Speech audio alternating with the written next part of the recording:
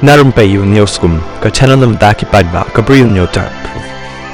Way urang ba batip kerteng kumu ba Justin Pakem nakasnong Lumthari East Janty Hills District ula jarangai ndok afsau tri jon nailor hadin bagi bahiyang hasem kila lapat ya kamet yap jong u hakan reu tri jong risau nakawai ka thliu do yong kablashu ino kabadan hasnong Sherwang East Janty Hills District nakaliang ki bahiyang hasem kila ong bakat kun kidak kishin ki bapau la subajur bau ni urang ba ula syak penyap dusman berhadin la bret ya kamet jong u syakate ka thliu do yong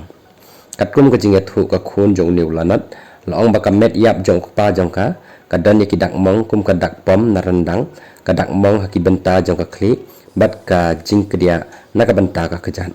laban kedau bakat kum ke jingat hu dagi bahayeng jong niu lanat laong baki layo jing tip ya ka jingja jong ba Justin Pakem haka step jong ka apsan tri jong nailor haka por kum bak nai bejemen step bat ong baki layo jing tip pateng na ki wai pat ki briu ki balaong balap hak pentip da weu briu ubana kasnang maintening bat ubaju ya syong ya salang bat uba Justin Pakem habri ware haka jaka ka baki ju set yaki masih namar baki dei ki baju ya syarai masih lang nakaliang ki bahiyeng hasem kila yo jing tip ru bah ka janmi jong ap sautri jong nailur andau ba Justin Pakem baru te parlok jong u hadin baki la dep set yaki masih hapo sem maki boro arngut lembat uai pat uparlok layan lek dan kam sesnong Sherwang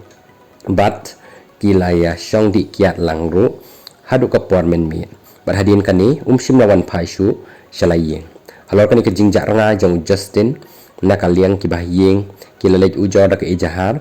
hamuria border outpost bat kila penlong ru ya ke jingwat bat deitat hadu kan reu tri jong risau bakila lap ya kamet yap jong u nakateka thliu do yong